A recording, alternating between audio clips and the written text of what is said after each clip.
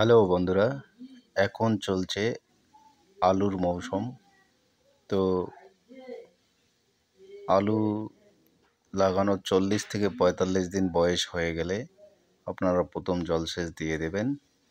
স্ক্রিনে দেখতে পাচ্ছেন আমরা একটা মোটরের সাথে পাইপ লাগাই নিয়ে সেটাকে ড্রেনের মাধ্যমে আলু খেতে জল দেওয়া হয়ে যাচ্ছে। তো চাইলে আপনারাও এইভাবে জল দিতে পারেন। এই যে দেখতে পাচ্ছেন স্ক্রিনে পাইপটাকে অনেক দূর থেকে নিয়ে আসা হয়েছে। ওই যে মোটর থেকে পাইপটা এইদিকে এসে এইখান দিয়ে এই ড্রেনে ফেলানো হয়েছে। এটা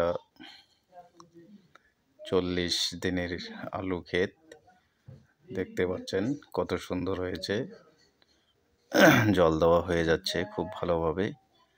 চাইলে আপনারাও এভাবে জল দিতে পারেন। ধন্যবাদ।